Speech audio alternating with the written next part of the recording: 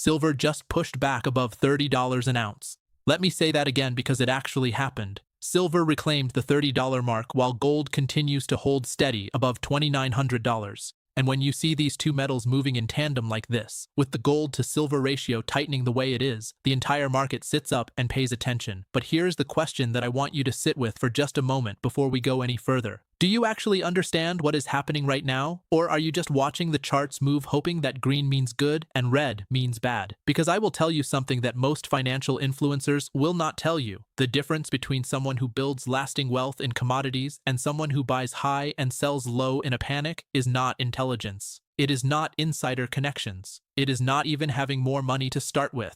The difference is emotional regulation. It is the ability to watch price action without letting it action your nervous system. And right now, silver is sending signals. Gold is sending signals. The ratio between them is sending signals. But if you do not know how to interpret those signals without fear or greed driving the wheel, then the signals might as well be noise. So in this video, we are going to separate what is real from what is just hype. By the end, you will walk away feeling calmer, clearer, and far more confident about what you are actually buying, and more importantly, why you are buying it. Today is Sunday, February 22nd, New York time. Drop a comment below and let me know the exact day and date you are watching this from. I love seeing where and when you are tuning in. And real quick, if you appreciate content that is built from scratch, thoughtfully researched, and never copied, support the channel by subscribing and commenting Henry's Market HQ below. It helps this channel grow more than you think, and I truly appreciate it. Let me take you back to something that most people have already forgotten because the financial news cycle moves faster than a New York minute. Last month, when silver was struggling to hold $28, when gold was flirting with $2,800 and looking shaky, do you remember what the sentiment was? Do you remember what the comments sections looked like? People were questioning the entire precious metals thesis. They were saying things like, maybe digital assets have replaced gold completely. Maybe silver is just an industrial metal now with no monetary future. Maybe the whole idea of holding physical metal in a digital age is just boomer nostalgia. I watched people capitulate. I watched people sell their positions at exactly the wrong moment because they could not stand the emotional weight of watching their portfolio sit still while other assets seemed to be moving. And here is the thing about markets that nobody tells you when you are starting out. Markets do not move to hurt you. They do not move to reward you. Markets move to find liquidity. They move to find the spots where the most people are crowded together so they can shake them off and move in the opposite direction. That is what happened with silver. That is what happened with gold. And if you were not emotionally prepared for that shakeout, you got shaken out. You got separated from your position right before the move actually happened. And now here we are with silver pushing $30, with gold holding above $2,900, and the people who sold in frustration are sitting there wondering if they should buy back in at a higher price. That is not investing. That is just pain with extra steps. So when I say that the gold to silver ratio is tightening and sending powerful signals, I am not just talking about a number on a chart. I am talking about the psychology of an entire market shifting underneath our feet. The gold to silver ratio tells you how many ounces of silver it takes to buy 1 ounce of gold. When that ratio is high, silver is cheap relative to gold. When that ratio is low, silver is expensive relative to gold. For the last several years, that ratio has been historically high, meaning silver has been undervalued compared to gold by any historical standard. And now it is starting to tighten. That means capital is beginning to flow from gold into silver, or it means both are moving, but silver is moving faster. Either way, it signals a shift in sentiment.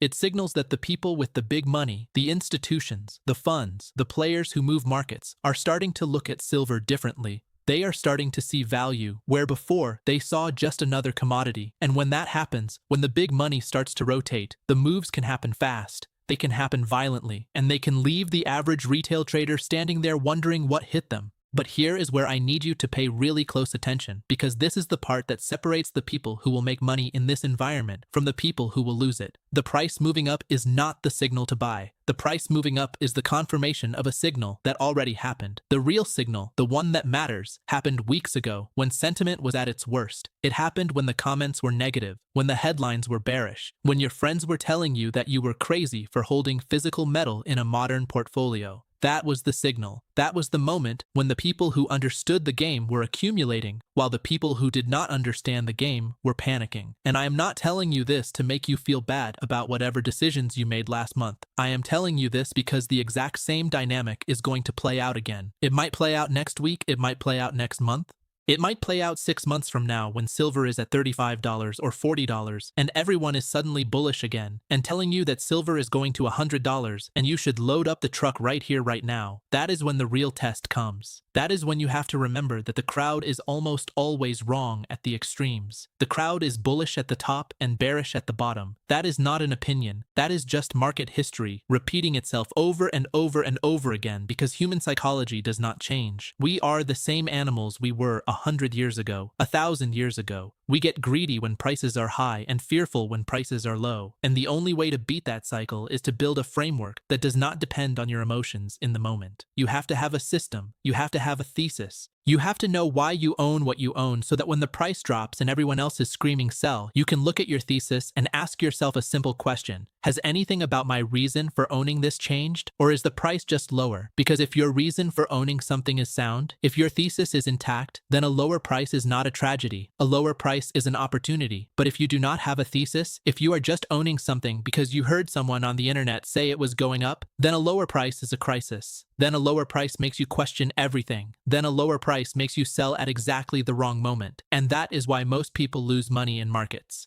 It is not because they pick the wrong assets. It is because they do not have the emotional framework to hold those assets through the periods when everyone else hates them. So right now, with silver back above $30, with gold holding strong, with the ratio tightening, I want you to ask yourself a question. Why do you own silver? Why do you own gold? If you do not own them yet, why are you thinking about buying them now at this price? Is it because you did a deep analysis of the monetary history of civilization and concluded that sound money is essential to preserving purchasing power over decades? Or is it because you saw a green candle on a chart and felt a little tingle of excitement? Be honest with yourself. Nobody else has to know the answer. But you have to know the answer because that answer is going to determine whether you make money in the long run or whether you just become another statistic, another person who bought high and sold low and then blamed the market for their own lack of preparation. The market does not care about you. The market does not know you exist. The market is just a mechanism for price discovery. It is just a place where buyers and sellers meet and decide what things are worth in any given moment. And in that moment, the price can be wrong. The price can be disconnected from reality. The price can be driven by fear or greed or algorithms or central bank interventions or 1,000 other things that have nothing to do with the actual value of the metal in your hand. So if you are only looking at price, you are missing the picture. You are looking at the shadow on the wall while the real action is happening somewhere else. And that is what I want to help you see more clearly, not just today, but every time you watch this channel. Now, here is where the story gets even more interesting, and where most people checking the price on their phones this morning are going to miss what is really developing underneath the surface. Because when you look at silver pushing back above $30, when you see gold holding above $2,900, it is easy to assume that this is just more of the same. It is easy to assume that this is just another risk-on moment, another flight to safety, another geopolitical headline driving people into hard assets. But if you zoom out just a little bit, if you look at what is happening in the broader monetary system, you start to realize that this move might be different. This move might be the beginning of something that does not reverse next week or next month. And I am not saying that to be dramatic. I am saying that because the conditions that are driving this price action are not the same conditions that drove price action 6 months ago or a year ago.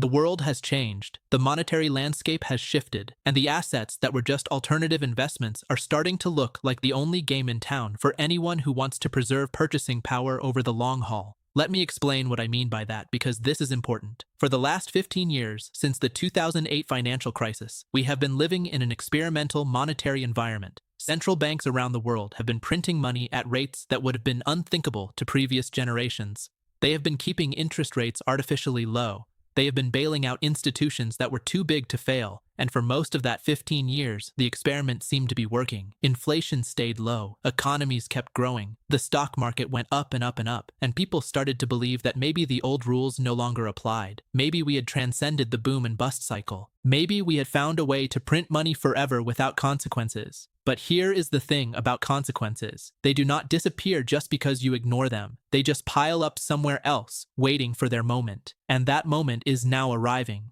We are watching inflation become entrenched in ways that the central banks cannot control. We are watching government debt levels become so high that the only way out is to inflate the currency away. We are watching geopolitical alliances shift and fracture in ways that threaten the global reserve currency status of the dollar. And all of these things, all of these massive structural changes, they create an environment where hard assets like gold and silver stop being optional and start being essential. They stop being speculative bets and start being insurance policies. And when that shift happens in the collective consciousness of the market, when millions of people simultaneously realize that they need protection from the system they have been trusting, the demand for those hard assets can explode in ways that catch everyone off guard. But here is the part that really gets interesting, and here is where I need you to lean in, because this is where most analysis stops and where real understanding begins. The move in silver that we are watching right now is not just about inflation. It is not just about the dollar weakening. It is not just about geopolitics. It is about something much more specific and much more powerful. It is about the industrial demand for silver colliding with the monetary demand for silver at exactly the same moment. And when those two forces combine, when you have industry needing silver for solar panels and electric vehicles and 5G technology and 1,000 other applications, and you have investors needing silver for wealth preservation and portfolio insurance, that is when supply constraints become critical. That is when the price stops being about sentiment and starts being about simple math. Because here is the reality that most people do not understand about the silver market. Silver is not like gold. Gold is mostly a monetary metal. Sure, it has industrial applications, but the vast majority of the gold ever mined is still sitting in vaults or around people's necks or in central bank reserves. Gold does not get consumed, it just gets moved around. But silver gets consumed. Silver gets used up in industrial processes. Silver gets thrown away in electronic waste that is never recycled. Silver disappears from the market in ways that gold does not. And when you have industrial demand growing at the same time that investment demand is growing, the above-ground supplies of silver start to shrink. The available inventory starts to dwindle. And when inventory dwindles, when the physical metal becomes harder and harder to find, the price does not just go up a little bit. The price can go parabolic. It can go vertical. It can do things that make the current move from $28 to $30 look like absolutely nothing. I am not predicting that this happens tomorrow. I am not telling you to quit your job and put your entire net worth into silver futures, but I am telling you that the setup is there, the conditions are ripe, and the people who understand this dynamic, the people who have studied the history of commodity markets, they are watching this moment with a level of focus that most retail traders simply cannot comprehend. But let me pause here for a moment because I want to address something that I know some of you are thinking. Some of you are looking at the price of silver right now, and you are thinking, okay, $30. That is nice. But I remember when silver was $50 back in 2011. I remember when it was spiking and everyone thought it was going to 100 and then it crashed back down to 15. And you are wondering, what is different this time? Why should I believe that this time is not just another head fake, another false start, another spike that reverses and punishes the latecomers? That is a fair question. That is the right question to ask. And the answer lies in the structure of the market itself, not just the price action. In 2011, the silver spike was driven almost entirely by investment demand. It was hedge funds and retail traders piling into paper contracts, driving the price up on leverage and speculation. And when that speculative frenzy faded, when the hedge funds decided to rotate somewhere else, the price collapsed because there was no physical demand underneath it. There was no industrial offtake. There was no supply deficit. There was just a bunch of paper contracts chasing each other in circles. But this time, the dynamic is different. This time, the physical market is tight. This time, the premiums on physical coins and bars are elevated. This time, the COMEX vaults are seeing sustained withdrawals. This time, the industrial demand is real and growing and not going away. And that is why this move has more legs than the moves we have seen in the past. That is why the tightening gold to silver ratio matters. That is why silver pushing back above $30 while gold holds above $2,900 is actually a big deal, because it signals that the physical market is starting to assert itself over the paper market.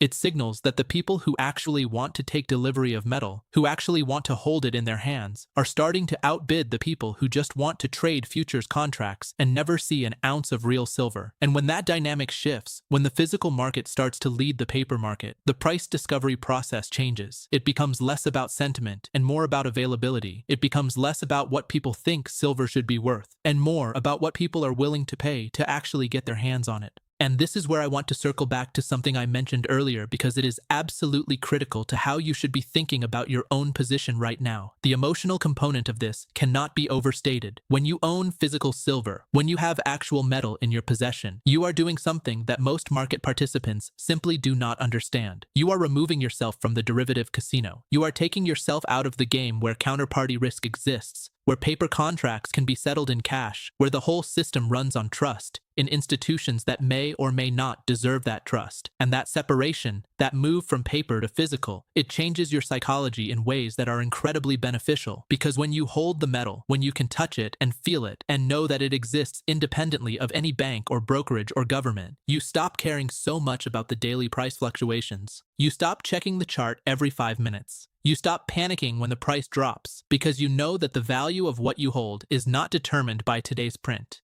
It is determined by the long-term monetary reality that is playing out over years and decades. And that psychological shift, that move from trader to owner, is the single most important thing you can do for your long-term financial health. It is the difference between being at the mercy of the market and being at peace with the market. It is the difference between checking your phone every hour with anxiety and checking it once a week with curiosity. And right now, with silver moving the way it is, with the signals flashing the way they are, that psychological foundation is going to be tested. There are going to be days when the price pulls back. There are going to be days when gold drops 2% and silver drops 4%, and everyone in the comments is screaming about manipulation and bankers and paper shorts. On those days, your psychology is going to be challenged. On those days, you are going to feel the urge to do something, to sell, to buy more, to trade, to somehow make the discomfort stop. And on those days, you need to have a framework that keeps you grounded. You need to have a reason for owning that transcends the price action. You need to have a thesis that does not change just because the market had a bad Tuesday. And that is what I am trying to help you build here. Not just a trade, not just a position, but a foundation. A way of thinking about money and value and wealth that allows you to sleep at night no matter what the charts are doing. Because at the end of the day, that is the whole point. That is the only point. The money is just a tool. The wealth is just a means.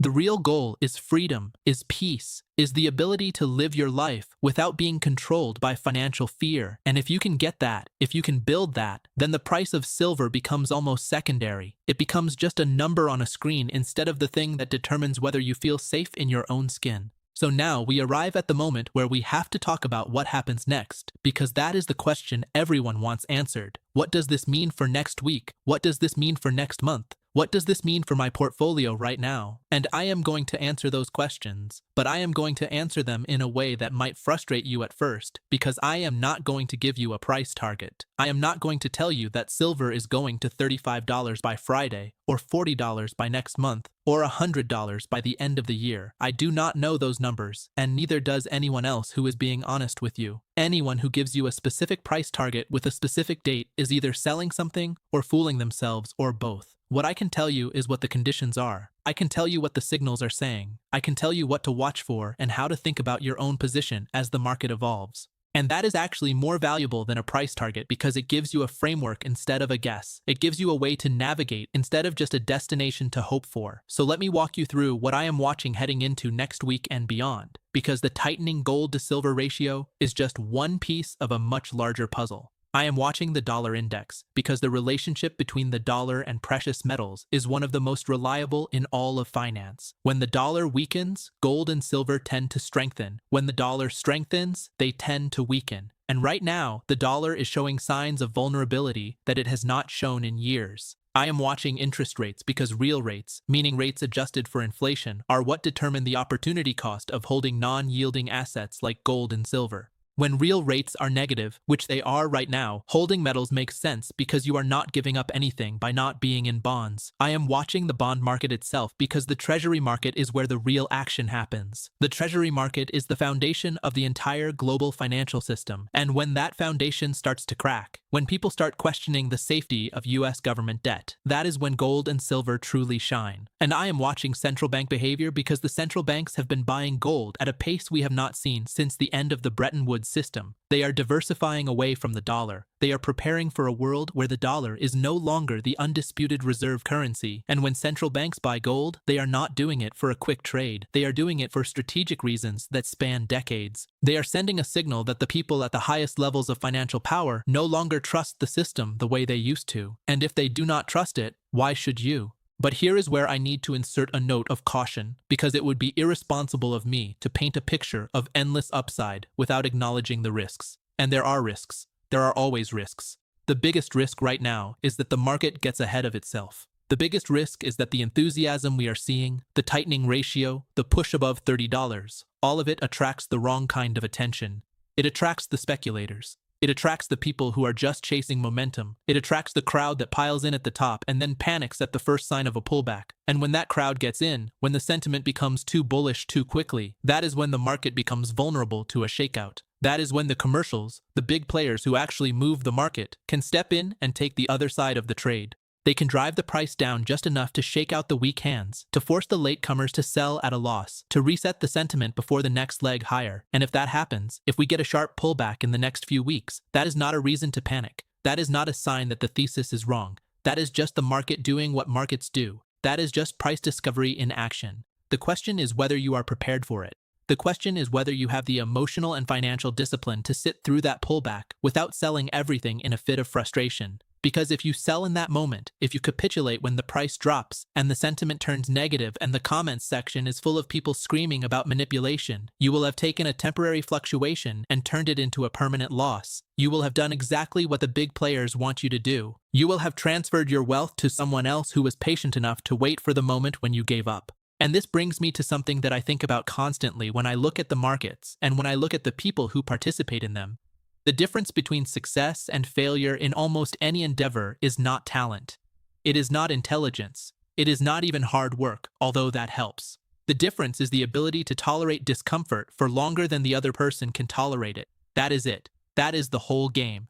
In markets, in business, in relationships, in fitness, in every area of life, the people who win are the people who can stay in the game when everything in their body is telling them to quit. They are the people who can hold the position when the drawdown is painful. They are the people who can keep showing up when the results are not visible yet. They are the people who understand that discomfort is not a sign that they are wrong. Discomfort is just a sign that they are still in the fight. And right now, if you are holding silver or gold or any hard asset, you are in the fight. You are in the fight against a financial system that has been designed to slowly and quietly steal your purchasing power through inflation. You are in the fight against a culture that tells you to consume today and worry about tomorrow later. You are in the fight against your own biology, which wants you to seek comfort and avoid pain, even when the pain is temporary and the comfort leads to long-term loss. That fight is real. That fight is hard. And most people lose it. Most people give in. Most people choose the easy path and then wonder why they never build the wealth they dreamed about. But you are here. You are watching this video. You are thinking about these things. And that tells me that you are not most people. That tells me that you are willing to do the uncomfortable work of actually understanding what you own and why you own it.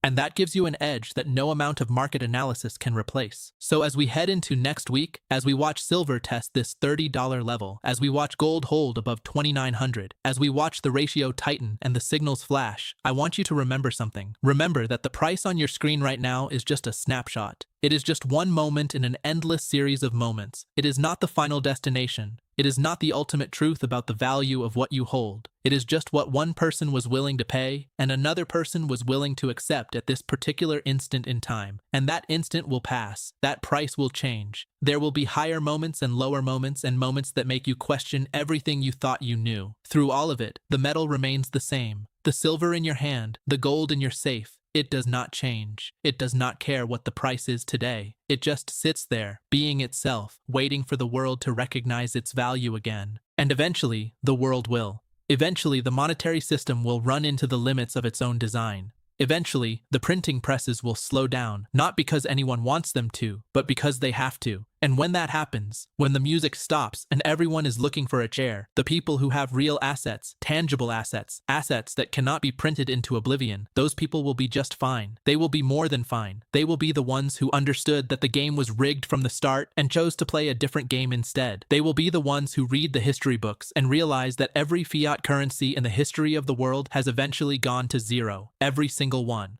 The Roman denarius, the German mark, the French assignat, all of them, gone. And they will be the ones who decided that this time was not going to be different. This time was going to be just like all the other times because human nature does not change. Governments always inflate. Currencies always die. And real money, the kind that has held its value for 5,000 years, always survives. If you are benefiting from our topics, please subscribe, like, and turn on the bell notification so you can see our new videos early. I put hours of research into every single script I write here. I do not copy and paste from other channels. I do not read AI-generated nonsense. I sit down and I think about what actually matters and I write it out word by word because I believe that you deserve content that respects your intelligence. And if that resonates with you, if you value that kind of effort, the best way to support it is to engage with the channel. Leave a comment telling me where you are watching from and what you think about this silver move. Let me know if you are buying, selling, or just watching from the sidelines. I read every comment and I take them seriously because this community is built on conversation, not just broadcast. So drop that comment, hit that subscribe button if you have not already, and most importantly, keep thinking for yourself. Keep questioning the narrative. Keep holding what matters. I will see you in the next video.